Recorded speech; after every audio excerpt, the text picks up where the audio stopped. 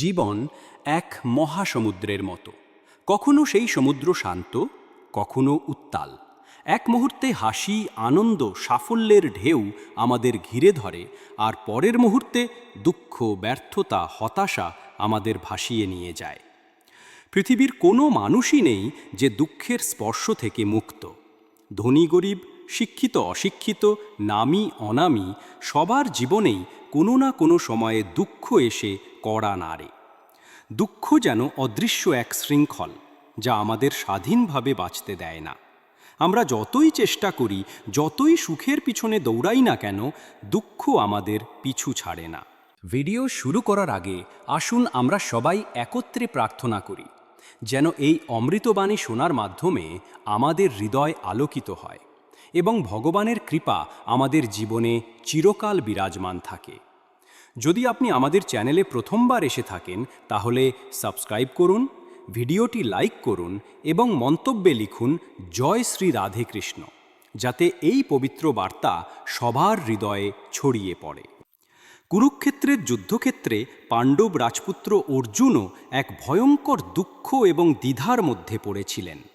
যুদ্ধ শুরু হওয়ার আগে তিনি যখন যুদ্ধক্ষেত্রের মাঝখানে দাঁড়ালেন, সামনে দেখলেন তার নিজের আত্মীয়, প্রিয় শিক্ষক দ্রোণাচার্য, দাদু ভীষ্ম, ভাই, বন্ধু, আত্মীয় স্বজন, যাদের তিনি ভালোবাসতেন, যাদের সঙ্গে তিনি বড় হয়েছেন, তারা সবাই প্রতিপক্ষের দলে। ভিডিও শুরু করার আগে আসুন আমরা সবাই একত্রে প্রার্থনা করি, যেন এই অমৃতবাণী শোনার মাধ্যমে আমাদের হৃদয় আলোকিত হয় এবং ভগবানের কৃপা আমাদের জীবনে চিরকাল বিরাজমান থাকে। যদি আপনি আমাদের চ্যানেলে প্রথমবার এসে থাকেন, তাহলে সাবস্ক্রাইব করুন, ভিডিওটি লাইক করুন এবং মন্তব্যে লিখুন জয় শ্রী রাধে কৃষ্ণ, যাতে এই পবিত্র বার্তা সবার হৃদয়ে ছড়িয়ে পড়ে। যুদ্ধের আগে তার হাত থেকে গান্ডীব ধনুক প্রায় পড়ে যাচ্ছিল। তার দৃষ্টি ঝাপসা হয়ে যাচ্ছিল, শরীর কাঁপছিল, হৃদয় ভারী হয়ে উঠেছিল। তিনি কাঁদতে কাঁদতে শ্রীকৃষ্ণকে বললেন, হে কৃষ্ণ, আমি যুদ্ধ করতে পারবো না। আমি আমার আপনজনদের রক্তে আমার হাত রাঙাতে পারবো না। রাজ্য, ক্ষমতা, সুখ আমার কাছে অর্থহীন যদি এর বিনিময়ে আমার প্রিয়জনদের হারাতে হয়। আমার মন দুঃখে ভরে গেছে, আমি কিছুই বুঝতে পারছি না। এই দৃশ্য কেবল মহাভারতের ইতিহাস নয়, এটি আমাদের সবার জীবনের প্রতিচ্ছবি। আমরা প্রত্যেকেই জীবনের কোনো না কোনো সময়ে কুরুক্ষেত্রের যুদ্ধক্ষেত্রে দাঁড়াই।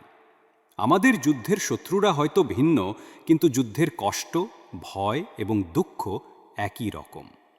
কখনো সম্পর্কের ভাঙন আমাদের কষ্ট দেয়, কখনো অর্থনৈতিক সমস্যা আমাদের রাত জাগিয়ে রাখে, কখনো স্বপ্ন পূরণ না হওয়ার ব্যর্থতা, আমাদের মানসিক ভাবার ব্যর্থতা আমাদের হতাশ করে, আবার কখনো প্রিয়জনের মৃত্যু আমাদের হৃদয় ভেঙে দেয়। এইসব দুঃখের মুহূর্তে আমাদের মনে একই প্রশ্ন জাগে, কেন আমার জীবনে এমন হলো?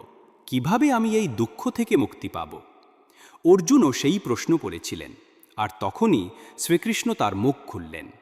তিনি এমন এক জ্ঞানের আলো দিলেন, যা কেবল অর্জুনের নয়, সমস্ত মানব জাতির দুঃখ দূর করার পথ দেখায়। এই জ্ঞানের নাম হল ভগবদ্গীতা। গীতা কেবল একটি ধর্মীয় গ্রন্থ নয়, এটি একটি জীবনের বিজ্ঞান, একটি মানসিক শান্তির মানচিত্র, যা আমাদের শেখায় কিভাবে দুঃখকে জয় করে সুখ এবং শান্তির পথে হাঁটতে হয়। আজ আমরা গীতার সেই চিরন্তন জ্ঞান থেকে শিখব দুঃখ দূর করার সহজ এবং কার্যকর উপায়। যদি এই শিক্ষাগুলো আমরা হৃদয়ে ধারণ করি এবং জীবনে প্রয়োগ করি, তাহলে আমাদের জীবনের অন্ধকার ধীরে ধীরে আলোয় পরিণত হবে। আজ আমরা সেই প্রথম এবং সবচেয়ে গুরুত্বপূর্ণ উপায় শিখব। প্রথম উপায়, নিজেকে আত্মা হিসেবে। দুঃখের মূল কারণ হল ভুল পরিচয়। আমরা বেশিরভাগ সময় নিজেদেরকে দেহ এবং বাহ্যিক পরিচয় দিয়ে সংজ্ঞায়িত করি। আমরা বলি, আমি ডাক্তার, আমি ব্যবসায়ী, আমি শিক্ষক, আমি বাবা, আমি মা। কিন্তু এই পরিচয়গুলো অস্থায়ী। জন্মের সময় এগুলো ছিল না এবং মৃত্যুর সময় এগুলো থাকবে না। যেমন একজন মানুষ প্রতিদিন পোশাক বদলায়, তেমনি আত্মা দেহ পরিবর্তন করে। আজ আমরা যে দেহে আছি, এটি কেবল একটি অস্থায়ী পোশাক। কাল অন্য দেহে আমরা নতুন রূপে আসব। শ্রীকৃষ্ণ অর্জুনকে বললেন, দেহ নশ্বর কিন্তু আত্মা অমর। আত্মা কখনো জন্ম নেয় না, কখনো মরে না।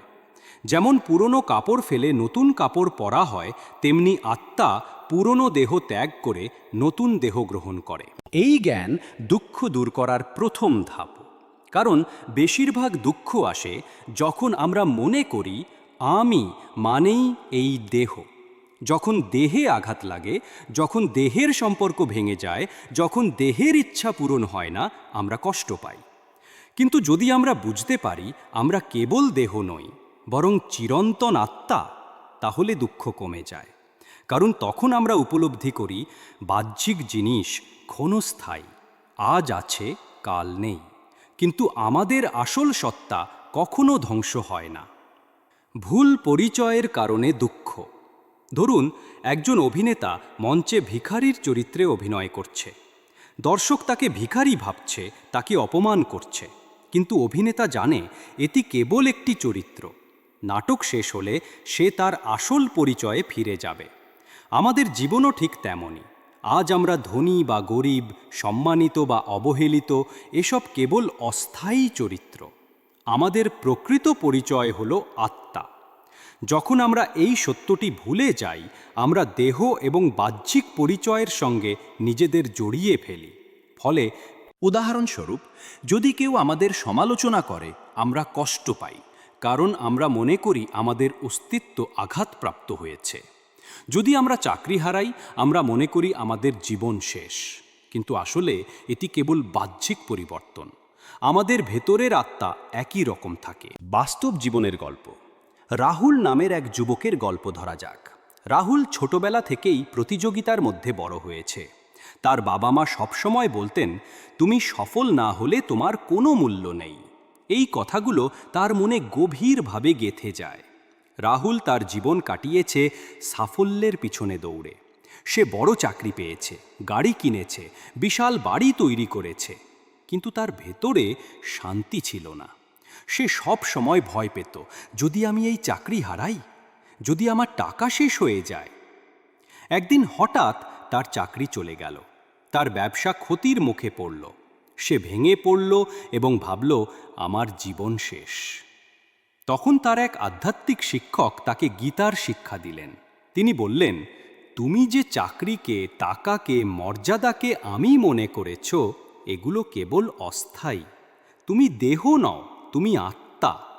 তোমার প্রকৃত সত্তা চিরন্তন এবং অবিনশ্বর। রাহুল প্রতিদিন এই কথা মনে মনে বলতে শুরু করল, আমি দেহ নই, আমি আত্মা। সে ধ্যান শুরু করল এবং গীতার শ্লোক জপ করতে লাগল। কয়েক মাস পরে তার ভেতরে এক অদ্ভুত শান্তি জন্ম নিল। তার ভয় কমে গেল, তার দুঃখ হ্রাস পেল। সে বুঝতে পারল, বাহ্যিক জিনিস আসবে যাবে, কিন্তু তার ভেতরের আত্মা অটল থাকবে। প্রথম উপায়ের ব্যবহারিক ধাপ। 1. ধ্যান করুন। প্রতিদিন 10 মিনিট শান্তভাবে বসে শ্বাস প্রশ্বাসের প্রতি মনোযোগ দিন এবং মনে বলুন, আমি দেহ নই, আমি আত্মা। 2. গীতার পাঠ করুন। প্রতিদিন অন্তত একটি শ্লোক পড়ুন এবং তার অর্থ ভেবে দেখুন। 3. বাহ্যিক পরিচয়ের প্রতি আসক্তি কমান। চাকরি, টাকা, সম্পর্ক এসবকে সরঞ্জাম হিসেবে দেখুন, পরিচয় হিসেবে নয়। 4. অন্যদেরও আত্মা হিসেবে দেখুন। সবাইকে সম্মান করুন এবং সমানভাবে দেখুন। 5. কৃতজ্ঞ থাকুন। যা আছে তার জন্য প্রতিদিন কৃতজ্ঞতা প্রকাশ করুন। শক্তিশালী সমাপ্তি। শ্রীকৃষ্ণের প্রথম এবং সবচেয়ে গুরুত্বপূর্ণ শিক্ষা হল নিজেকে আত্মা হিসেবে চিনুন। যখন তুমি বুঝতে পারবে তুমি কেবল দেহ নও, বরং চিরন্তন আত্মা, তখন দুঃখ ধীরে ধীরে মুছে যাবে। বাহ্যিক ক্ষতি, ব্যর্থতা, অপমান তোমাকে আর ভাঙতে পারবে না, কারণ তুমি জানবে এগুলো কেবল অস্থায়ী। তোমার প্রকৃত সত্তা কখনো ধ্বংস হবে না। এই জ্ঞানই দুঃখ দূর করার প্রথম এবং সহজতম উপায়। ভগবদ্গীতার দুঃখ দূর করার সহজ দ্বিতীয় উপায়। দুঃখের অন্যতম প্রধান কারণ হল আসক্তি। গীতায় শ্রীকৃষ্ণ স্পষ্টভাবে বলেছেন যে মানুষের সমস্ত দুঃখের মূল শিকড় এই আসক্তি। কিন্তু আসক্তি আসলে কি এবং কেন এটি আমাদের জীবনে এত কষ্টের জন্ম দেয়? আসক্তি হলো এমন এক অদৃশ্য বন্ধন যা আমাদের কোনো ব্যক্তি, বস্তু, সম্পর্ক বা অবস্থার সঙ্গে এমনভাবে জড়িয়ে ফেলে যে আমরা সেটিকে ছাড়া বাঁচতে পারবো না বলে মনে করি। আমরা বলি, এটি আমার ছেলে, আমি ওকে হারাতে পারি না। এটি আমার কাজ, আমি এটি ছাড়া বাঁচতে পারবো না। এটি আমার মর্যাদা, আমি এটি হারালে আমি শেষ হয়ে যাব। যখন আমরা কোনো কিছু বা কাউকে আমাদের অস্তিত্বের সঙ্গে বেঁধে ফেলি, তখনই আসক্তি জন্ম নেয়। আর সেই আসক্তি যখন কেটে যায়, তখন আমরা অসহ্য দুঃখ অনুভব করি। শ্রীকৃষ্ণ অর্জুনকে বলেছিলেন, যা পরিবর্তনশীল তার প্রতি আসক্ত হইও না, কারণ পৃথিবীর সব কিছুই পরিবর্তনশীল। আজ যা আছে কাল তা থাকবে না, এটি প্রকৃতির নিয়ম। আমাদের শরীর আজ তরুণ, কাল বার্ধক্যে ভুগবে। আজ আমাদের হাতে অর্থথাল, তা হারিয়ে যেতে পারে। আজ জাতীয়বাসী, কাল তারা আমাদের ছেড়ে চলে যেতে পারে। যখন আমরা এই পরিবর্তনশীল জিনিসের প্রতি আসক্ত হই, তখন দুঃখ অবশ্যম্ভাবী হয়ে ওঠে। কিন্তু যদি আমরা এই সত্য বুঝতে পারি এবং মেনে নিতে পারি, তখন দুঃখ অনেকাংশে কমে যায়। আসক্তি বনাম ভালোবাসা। অনেকেই মনে করেন আসক্তি এবং ভালোবাসা একই জিনিস, কিন্তু এটি একটি বড় ভুল ধারণা। আসলে ভালোবাসা এবং আসক্তি সম্পূর্ণ ভিন্ন। ভালোবাসা হলো নিঃস্বার্থ এবং মুক্ত। ভালোবাসা মানে কাউকে ভালো চাওয়া, তাকে সুখী দেখতে চাওয়া, কিন্তু তার প্রতি নিজের নিয়ন্ত্রণ চাপিয়ে না দেওয়া। অন্যদিকে আসক্তি হলো শর্তযুক্ত। আসক্তি মানে হলো, আমি তোমাকে ভালোবাসব যদি তুমি আমার ইচ্ছা মতো আচরণ করো। যদি তুমি আমাকে ছেড়ে চলে যাও, আমি অসহ্য কষ্ট পাব। ভালোবাসা হলো মুক্তির পথ, আর আসক্তি হলো দুঃখের শিকল। বাস্তব জীবনের গল্প। এক মায়ের অভিজ্ঞতা। সাবিনা নামের এক মা ছিলেন। তার একমাত্র ছেলে ছিল রাহুল। সাবিনা তার ছেলের প্রতি ভীষণ আসক্ত ছিলেন। তিনি সবসময় চিন্তিত থাকতেন, আমার ছেলে ভালো আছে তো, ওর কিছু হলে আমি বাঁচব না। একদিন রাহুল বিদেশে পড়াশোনা করতে গেল। সাবিনা তাকে ছাড়া এক মুহূর্ত থাকতে পারতেন না। ফলে তার ভেতরে দুশ্চিন্তা বাড়তে লাগলো। তিনি সবসময় অস্থির থাকতেন, ঘুমাতে পারতেন না, খেতে পারতেন না। তখন তার এক আত্মীয় গীতার শিক্ষা তাকে শোনালেন। তিনি বললেন, তুমি তোমার ছেলেকে ভালোবাসতে পারো, কিন্তু তার প্রতি আসক্ত হইও না, কারণ সে তোমার নয়, সে ঈশ্বরের সন্তান। তুমি কেবল তাকে লালন পালন করার দায়িত্ব পেয়েছ। সাবিনা ধীরে ধীরে এই সত্যটি উপলব্ধি করলেন। তিনি প্রতিদিন ঈশ্বরকে প্রার্থনা করলেন এবং বললেন, হে ঈশ্বর, আমার ছেলেকে তোমার হাতে সমর্পণ করলাম, তুমি তার দেখাশোনা করো। ধীরে ধীরে তার দুশ্চিন্তা কমতে শুরু করল। তিনি ছেলের প্রতি ভালোবাসা বজায় রাখলেন, কিন্তু আসক্তি ছেড়ে দিলেন। ফলে তার হৃদয়ে শান্তি জন্ম নিল। গীতার দৃষ্টিতে আসক্তি ত্যাগ। শ্রীকৃষ্ণ গীতার ৩য় এবং ৪র্থ অধ্যায়ে বারবার বলেছেন, কাজ করো, সম্পর্ক রাখো, কিন্তু কখনো মনে করো না যে এগুলো তোমার। তুমি কেবল একটি যন্ত্র, সব কিছু ঈশ্বরের। আমরা দুঃখ পাই কারণ আমরা ভাবি এটি আমার, কিন্তু আসলে আমাদের কিছুই আমাদের নয়। আমাদের দেহও আমাদের নয়, আমাদের সন্তান আমাদের নয়, আমাদের টাকা আমাদের নয়, আমাদের সম্পর্কও আমাদের নয়। সব কিছুই ঈশ্বরের, আর আমরা কেবল তত্ত্বাবধায়ক। যখন আমরা এই দৃষ্টিভঙ্গি গ্রহণ করি, তখন দুঃখ কমে যায়। আসক্তি ত্যাগের উপকারিতা। ১. মানসিক শান্তি। যখন আমরা আসক্তি ত্যাগ করি, তখন হারানো জিনিসে কষ্ট কম হয়। ২. ভয় কমে যায়। আমরা বুঝি যাদের আমরা ভালোবাসি তাদের ওপর আমাদের সম্পূর্ণ নিয়ন্ত্রণ নেই। ৩. সম্পর্ক সুন্দর হয়। আসক্তি না থাকলে আমরা অন্যকে নিয়ন্ত্রণ করতে চাই না, ফলে সম্পর্ক মুক্ত এবং সুখী হয়। ৪. আত্মিক উন্নতি। আসক্তি ত্যাগ করলে মন পবিত্র হয় এবং ঈশ্বরের সঙ্গে সংযোগ বাড়ে। আসক্তি ত্যাগের বাস্তব ধাপ। শ্রীকৃষ্ণের নির্দেশনা অনুযায়ী আসক্তি ত্যাগের জন্য কিছু ব্যবহারিক ধাপ হল: ১. ধ্যান এবং জপ। প্রতিদিন 10 মিনিট ঈশ্বরের নাম জপ করুন এবং মনকে শান্ত করুন। ২. চিন্তার পরিবর্তন। যখনই মনে হবে এটি আমার, তখন মনে বলুন এটি ঈশ্বরের। 3. অন্যদের স্বাধীনতা দিন। অন্যকে নিজের ইচ্ছামতো চলতে বাধ্য করবেন না। 4. কৃতজ্ঞতা প্রকাশ করুন। যা কিছু আছে তার জন্য কৃতজ্ঞতা প্রকাশ করুন। এটি আসক্তি কমায়। বাস্তব উদাহরণ, 2 বন্ধুর গল্প। 2 বন্ধু ছিল শাহেদ এবং নাফিস। শাহেদ ছিল ভীষণ আসক্ত। সে তার পরিবার, টাকা এবং মর্যাদাকে নিজের অস্তিত্বের সঙ্গে বেঁধে ফেলেছিল। যখনই কিছু হারাত সে ভেঙে পড়ত। অন্যদিকে নাফিস গীতার শিক্ষা গ্রহণ করেছিল। সে ভালোবাসত, যত্ন নিত, কিন্তু কখনো মনে করত না এগুলো তার নিজের। সে প্রতিদিন বলতো সব কিছু ঈশ্বরের। একদিন একটি দুর্ঘটনায় শাহেদের বড় ক্ষতি হলো। সে মানসিকভাবে ভেঙে পড়ল।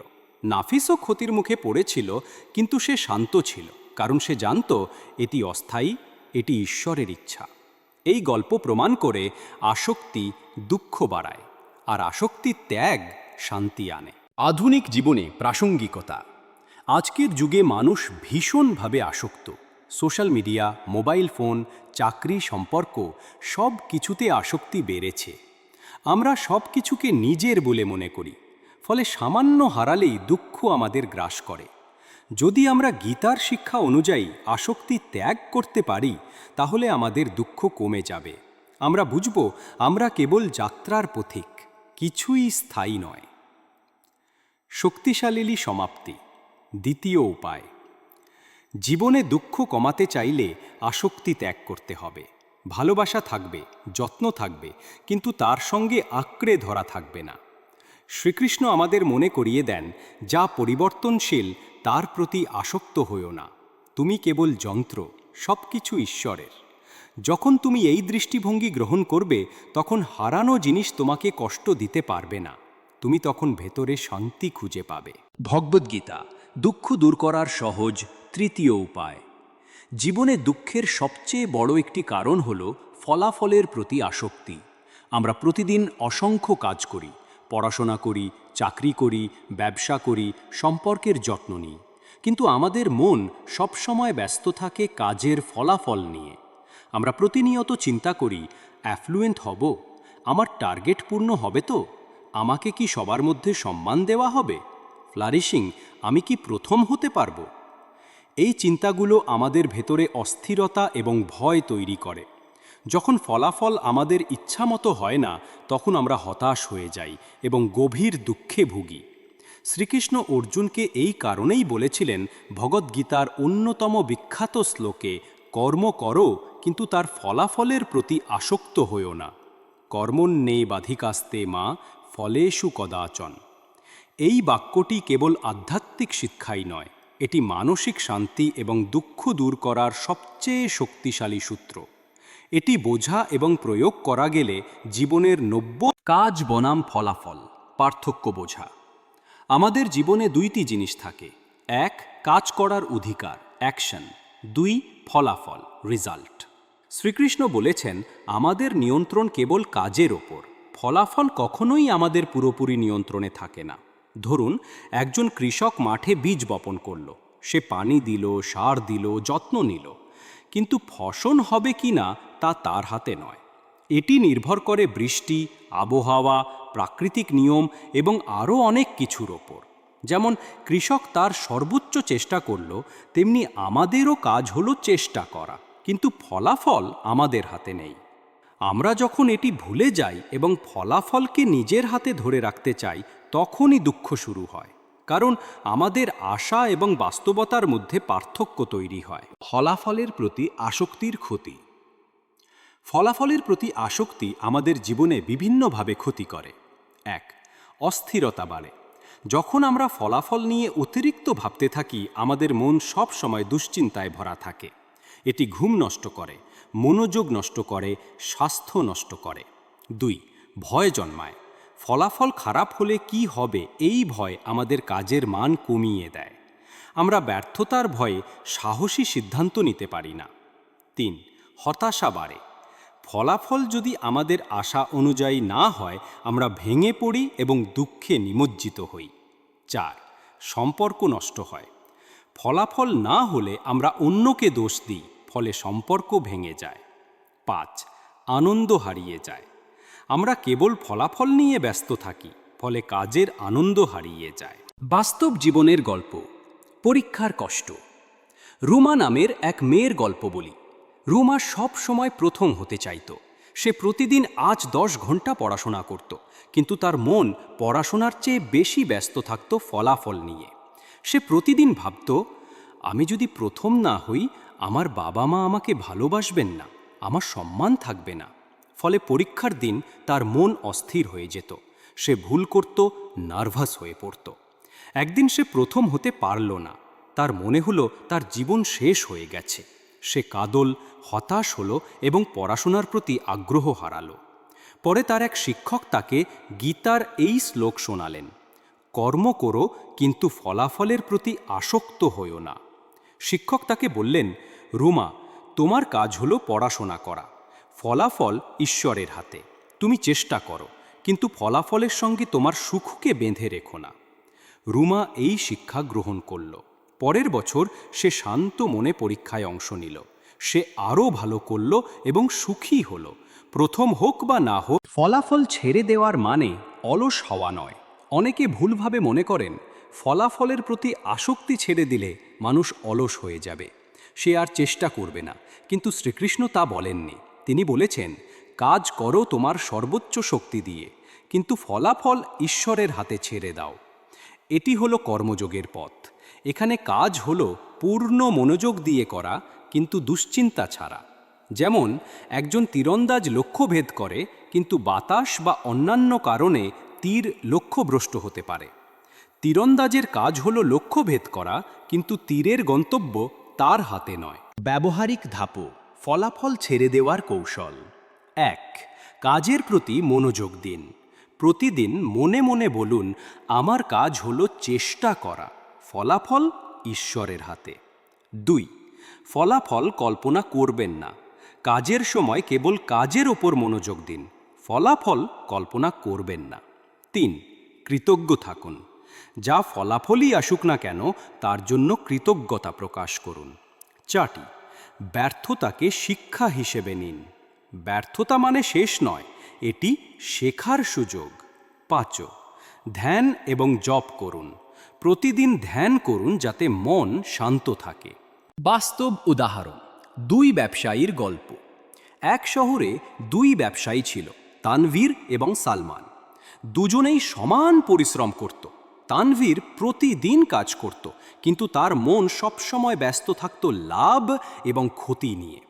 সামান্য ক্ষতিতেই সে ভেঙে পড়ত, রাতের ঘুম হারিয়ে ফেলত, পরিবারের সঙ্গে ঝগড়া করত। অন্যদিকে সালমানও কাজ করত, কিন্তু সে প্রতিদিন প্রার্থনা করত এবং বলতো, হে ঈশ্বর, আমি চেষ্টা করলাম, ফলাফল তোমার হাতে। তার মন শান্ত থাকত। সে ক্ষতির মধ্যেও স্থির থাকতে পারত। ফলে তার সিদ্ধান্তগুলো ছিল পরিষ্কার এবং সঠিক। শেষ পর্যন্ত সালমান সফল হলো, কারণ তার মন শান্ত ছিল এবং সে ভয়হীনভাবে কাজ করত। আধুনিক জীবনে প্রাসঙ্গিকতা। আজকের প্রতিযোগিতামূলক বিশ্বে ফলাফলের প্রতি আসক্তি সবচেয়ে বড় সমস্যা। সোশ্যাল মিডিয়ার যুগে আমরা সব সময় তুলনার মধ্যে থাকি। ওর গাড়ি আমার চেয়ে ভালো কেন? ওর চাকরি আমার চেয়ে বড় কেন? এই তুলনা আমাদের দুঃখ বাড়ায়। যদি আমরা গীতার শিক্ষা গ্রহণ করি এবং ফলাফল ছেড়ে দিতে শিখি, তাহলে আমরা মানসিক শান্তি খুঁজে পাব। আমরা কাজ করব, কিন্তু দুশ্চিন্তা ছাড়া। শক্তিশালী সমাপ্তি। দুঃখ কমাতে চাইলে ফলাফল ছেড়ে দিতে হবে। কাজ করো তোমার সর্বোচ্চ শক্তি দিয়ে, কিন্তু ফলাফল ঈশ্বরের হাতে সমর্পণ করো। শ্রীকৃষ্ণের শিক্ষা মনে রাখো, তুমি চেষ্টা করো, কিন্তু দুশ্চিন্তা করো না। যা ফলাফলই আসুক না কেন, সেটি তোমার মঙ্গলেই আসছে। যখন তুমি ফলাফলের প্রতি আসক্তি ছেড়ে দেবে, তখন তোমার মন শান্ত হবে, তোমার হৃদয় মুক্ত হবে এবং তোমার জীবন সুখী হবে। ভগবদ্গীতা, দুঃখ দূর করার সহজ উপায়। দুঃখের আরেকটি বড় উৎস হল অস্থির মন। আমাদের জীবনের প্রতিটি অনুভূতি, প্রতিটি সিদ্ধান্ত, প্রতিটি আনন্দ এবং প্রতিটি দুঃখ মূলত আমাদের মনের ভেতরেই তৈরি হয়। বাহ্যিক ঘটনা কেবলমাত্র একটি প্রভাব সৃষ্টি করে, কিন্তু সেই ঘটনার প্রতি আমাদের প্রতিক্রিয়া নির্ভর করে আমাদের মনের অবস্থার ওপর। শ্রীকৃষ্ণ ভগবদ্গীতার ৬ষ্ঠ অধ্যায়ে স্পষ্টভাবে বলেছেন, যিনি নিজের মনকে জয় করেছেন তিনি প্রকৃত যোগী। মনই মানুষের বন্ধু, আবার মনই মানুষের শত্রু। যখন মন শান্ত থাকে তখন আমরা দুঃখের মাঝেও সুখ খুঁজে পাই, কিন্তু যখন মন অস্থির থাকে তখন সুখের মাঝেও আমরা দুঃখ অনুভব করি। এটি প্রমাণ করে যে দুঃখের মূল উৎস বাহ্যিক জগতে নয়, আমাদের ভেতরের জগতে। মন নিয়ন্ত্রণ না থাকলে কি হয়? আজকের ব্যস্ত এবং প্রতিযোগিতামূলক যুগে মানুষের মন সব সময় বিভ্রান্ত এবং অস্থির। সোশ্যাল মিডিয়া, নোটিফিকেশন, খবর, কাজের চাপ সব মিলিয়ে আমাদের মন এক মুহূর্তের জন্যও শান্ত থাকতে পারে না। ফলে আমাদের জীবনে নানা সমস্যা দেখা দেয়। ১. উদ্বেগ এবং ভয় বেড়ে যায়। আমরা সবসময় ভবিষ্যৎ নিয়ে চিন্তিত থাকি। কি হবে? এই প্রশ্ন আমাদের ঘুম নষ্ট করে, মন অস্থির করে। ২. রাগ এবং হতাশা বৃদ্ধি পায়। ছোটখাটো বিষয়ে আমরা রেগে যাই। এটি সম্পর্ক নষ্ট করে এবং ভেতরের শান্তি কেড়ে নেয়। ৩. মনোযোগ নষ্ট হয়। অস্থির মন একাগ্র হতে পারে না, ফলে কাজের মান কমে যায় এবং ব্যর্থতা আসে। ৪. শারীরিক অসুস্থতা। বিজ্ঞান বলছে অস্থির মন শরীরের রোগ প্রতিরোধ ক্ষমতা কমিয়ে দেয়। এটি উচ্চ রক্তচাপ, ডায়াবেটিস এবং হৃদরোগের কারণ হতে পারে। শ্রীকৃষ্ণ এই সমস্যার সমাধান হিসেবে বলেছেন, ধ্যানই হল মন নিয়ন্ত্রণের শ্রেষ্ঠ পথ। ধ্যানের শক্তি। ধ্যান হল এমন একটি প্রক্রিয়া যা আমাদের মনকে শান্ত এবং স্থির করে। এটি কেবল আধ্যাত্মিক দিক থেকে নয়, বৈজ্ঞানিকভাবেও প্রমাণিত যে ধ্যান আমাদের শরীর এবং মনের জন্য অত্যন্ত উপকারী। ধ্যান রক্তচাপ নিয়ন্ত্রণে রাখে। ধ্যান উদ্বেগ এবং দুশ্চিন্তা কমায়। ধ্যান মনোযোগ বৃদ্ধি করে।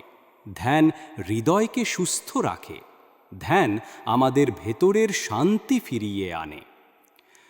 শ্রীকৃষ্ণ অর্জুনকে বলেছিলেন, ধ্যানের মাধ্যমে মানুষ নিজেকে চিনতে পারে এবং ঈশ্বরের সঙ্গে সংযোগ স্থাপন করতে পারে। ধ্যান আমাদের মনে করিয়ে দেয় যে আমরা দেহ নই, আমরা আত্মা। যখন আমরা প্রতিদিন ধ্যান করি, আমাদের মন বাহ্যিক কোলাহল থেকে মুক্তি পায়, ফলে দুঃখ কমে যায় এবং সুখ বৃদ্ধি পায়। ধ্যানের সঠিক পদ্ধতি। গীতার ৬ষ্ঠ অধ্যায়ে শ্রীকৃষ্ণ ধ্যানের যে পদ্ধতি ব্যাখ্যা করেছেন তা আজও প্রাসঙ্গিক। নিচে ধাপগুলো উল্লেখ করা হলো। ১. শান্ত স্থান নির্বাচন করুন। একটি শান্ত এবং নিরিবিলি জায়গা বেছে নিন, যেখানে শব্দ বা বিরক্তি কম থাকবে। এটি আপনার মনকে একাগ্র করতে সাহায্য করবে। ২. পিঠ সোজা রাখুন। ধ্যান করার সময় সঠিক ভঙ্গি বজায় রাখা জরুরি। পিঠ সোজা রাখুন, শরীরকে শিথিল করুন। মাথা, গলা এবং পিঠ এক সরল রেখায় রাখুন। ৩. শ্বাস প্রশ্বাসের প্রতি মনোযোগ দিন। চোখ বন্ধ করে ধীরে ধীরে শ্বাস নিন এবং ছাড়ুন। শ্বাসের প্রতিটি গতিবিধি অনুভব করুন। এটি মনকে শান্ত করবে। ৪. ঈশ্বরের নাম জপ করুন। আপনি যে কোনো ঈশ্বরের নাম বা একটি মন্ত্র বেছে নিতে পারেন। মনে মনে সেই নামটি বারবার উচ্চারণ করুন। এটি আপনার মনকে একাগ্র করবে। ৫. চিন্তা আসতে এবং যেতে দিন। প্রথমে ধ্যান করার সময় অনেক চিন্তা আসবে। তাদের সঙ্গে যুদ্ধ করবেন না, শুধু দেখুন এবং যেতে দিন। বাস্তব জীবনের গল্প। এক কর্মজীবীর পরিবর্তন। সোহেল নামের এক ব্যক্তি কর্পোরেট চাকরি করতেন। তার দিন শুরু হতো ভোরে এবং শেষ হতো গভীর রাতে। অসংখ্য মিটিং, ইমেইল, ফোন কল, এতে তার মন সব সময় ব্যস্ত থাকত। ধীরে ধীরে সে মানসিকভাবে ক্লান্ত হয়ে পড়ল। সে ঘুমাতে পারত না, সব সময় রাগী এবং উদ্বিগ্ন থাকত। একদিন সোহেলের বন্ধু তাকে গীতার ধ্যান সম্পর্কিত শিক্ষা দিলেন। প্রথমে সে হাসল এবং বলল, আমার এত ব্যস্ত জীবনে ধ্যান করার সময় কোথায়? কিন্তু পরে সে প্রতিদিন মাত্র ৫ মিনিট ধ্যান শুরু করল। প্রথমে তার মন শান্ত হচ্ছিল না, চিন্তা আসতো এবং তাকে বিরক্ত করত, কিন্তু সে হাল ছাড়েনি। ধীরে ধীরে সে উন্নতি দেখতে শুরু করল। তার উদ্বেগ কমতে লাগলো, ঘুম ভালো হলো, মনোযোগ বৃদ্ধি পেল। আজ সোহেল বলেন, ধ্যান আমার জীবন বদলে দিয়েছে। এটি আমাকে মানসিক শান্তি দিয়েছে এবং দুঃখ দূর করেছে।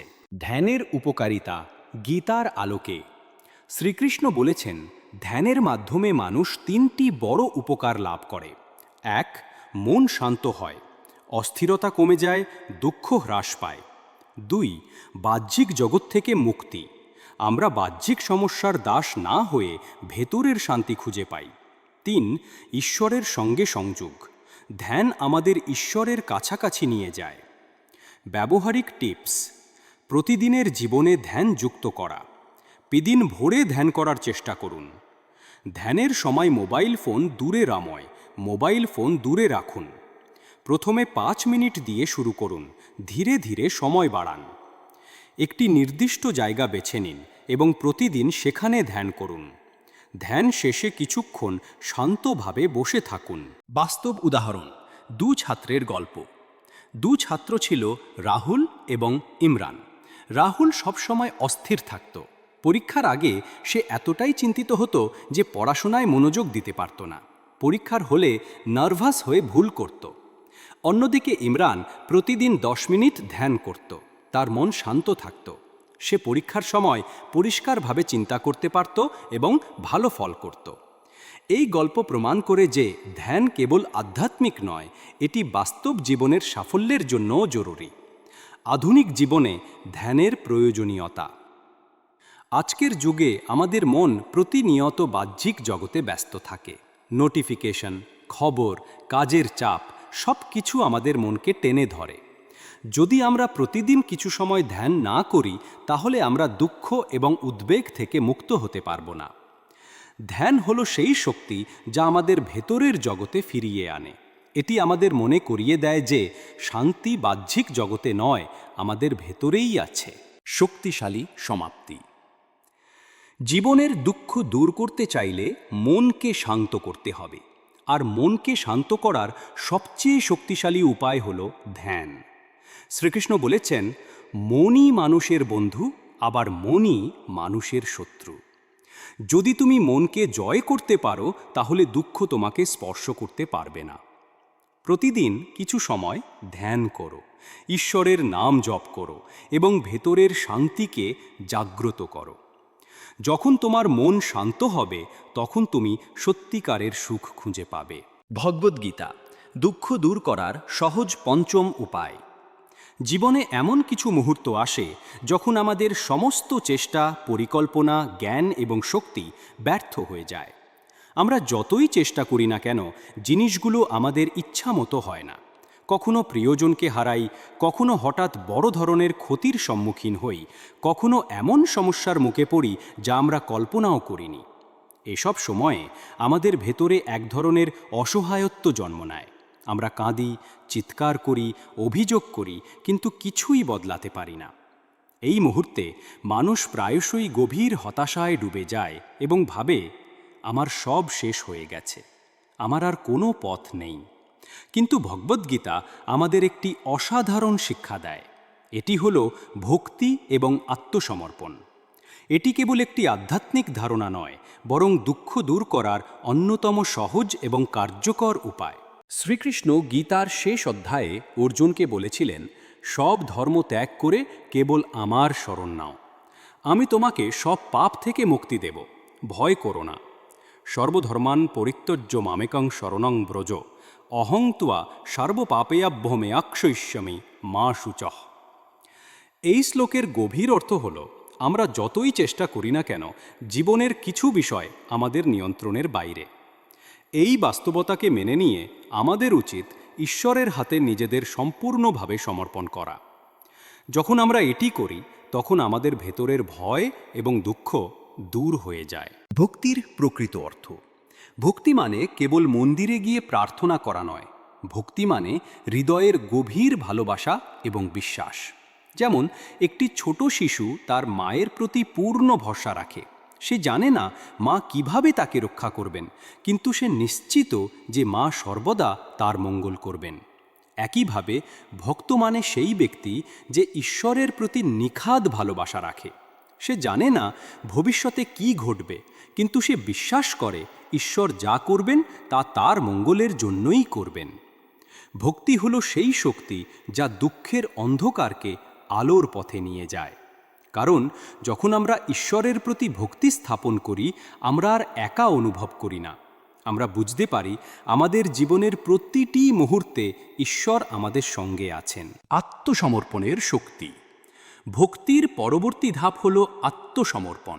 আত্মসমর্পণ মানে হাল ছেড়ে দেওয়া নয়, বরং সর্বোচ্চ শক্তির কাছে নিজের সীমাবদ্ধতা স্বীকার করা। আমরা প্রায়শই মনে করি সব কিছু আমাদের হাতে, আমরা সব কিছু নিয়ন্ত্রণ করতে চাই, কিন্তু বাস্তবতা হলো আমরা খুব অল্প কিছু নিয়ন্ত্রণ করতে পারি, বাকি সব কিছুই আমাদের হাতের বাইরে। যখন আমরা এই সত্য উপলব্ধি করি, তখন আমাদের অহংকার ভেঙে যায়। আমরা বুঝতে পারি আমরা কেবল একটি যন্ত্র, ঈশ্বরই প্রকৃত নিয়ন্ত্রক। শ্রীকৃষ্ণ বলেছেন, তুমি চেষ্টা করো, কিন্তু জীবনের চূড়ান্ত ফলাফল আমার হাতে দাও। এটি মানে আমরা কাজ করব, কিন্তু ফলাফল নিয়ে দুশ্চিন্তা করব না। যা ঘটছে তা ঈশ্বরের ইচ্ছায় ঘটছে। এই বিশ্বাসই আত্মসমর্পণের মূল।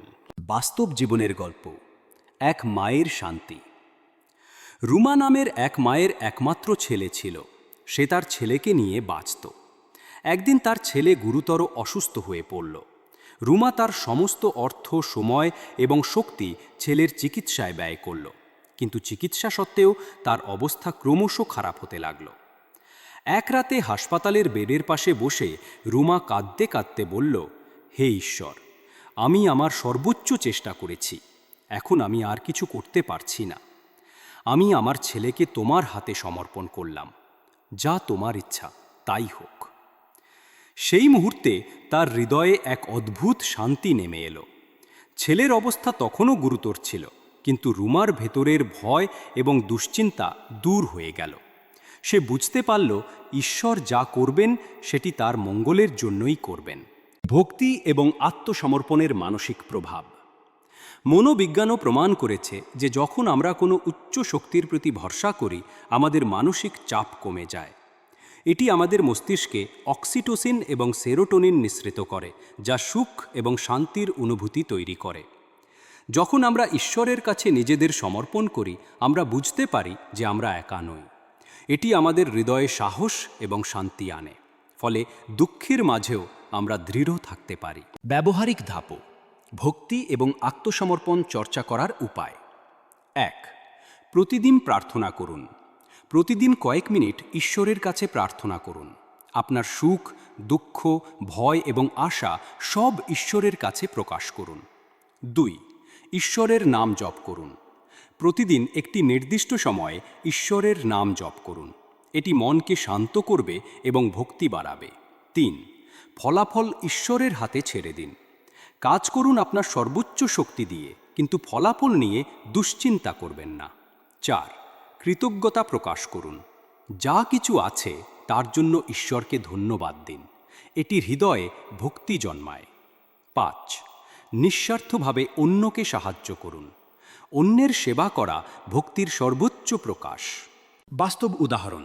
2 ব্যবসায়ীর গল্প। একই শহরে 2 ব্যবসায়ী ছিলেন, সালমান এবং তারিক। সালমান সব কিছু নিয়ন্ত্রণ করতে চাইতেন। তিনি সব সময় দুশ্চিন্তায় ভুগতেন।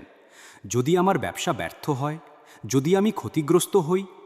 তার ভয় এতটাই বেড়ে গেল যে তিনি মানসিকভাবে অসুস্থ হয়ে পড়লেন।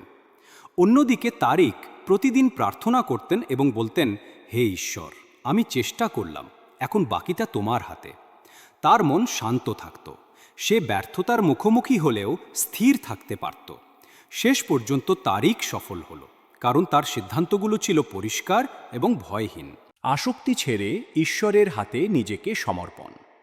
ভক্তি এবং আত্মসমর্পণের মাধ্যমে আমরা আসক্তি ছেড়ে দিতে শিখি। আমরা বুঝতে পারি আমাদের দুঃখের প্রধান কারণ হল সব কিছু আমার হাতে থাকতে হবে এই ধারণা। যখন আমরা এটি ছেড়ে দিই এবং ঈশ্বরকে নিয়ন্ত্রক হিসেবে গ্রহণ করি, আমাদের ভেতরে শান্তি জন্মায়। আমরা জানি যা ঘটছে তা আমাদের মঙ্গলের জন্যই ঘটছে। আধুনিক জীবনে প্রাসঙ্গিকতা। আজকের ব্যস্ত জীবনে মানুষের মানসিক চাপ দিন দিন বাড়ছে। প্রতিযোগিতা, দৌড়ঝাঁপ এবং অনিশ্চয়তা আমাদের অস্থির করে তুলছে। ভক্তি এবং আত্মসমর্পণ হলো সেই শক্তি যা আমাদের ভেতরের শান্তি ফিরিয়ে আনে। যখন আমরা ঈশ্বরের কাছে নিজেদের সমর্পণ করি, আমরা বুঝতে পারি আমরা কেবল একজন যাত্রী, আর জীবনের নিয়ন্ত্রক ঈশ্বর। শক্তিশালী সমাপ্তি।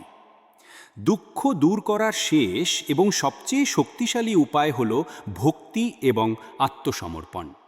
যখন তুমি বুঝতে পারবে যে সব কিছু তোমার হাতে নয়, তখন তোমার ভয় এবং দুঃখ ধীরে ধীরে মিলিয়ে যাবে। শ্রীকৃষ্ণের সেই অমর বাণী মনে রাখো, সব ধর্ম ত্যাগ করে কেবল আমার শরণ নাও, আমি তোমাকে সব পাপ থেকে মুক্তি দেব, ভয় করো না। এই বাণী তোমার হৃদয়ে ধারণ করো, তাহলে দুঃখ আর তোমাকে স্পর্শ করতে পারবে না।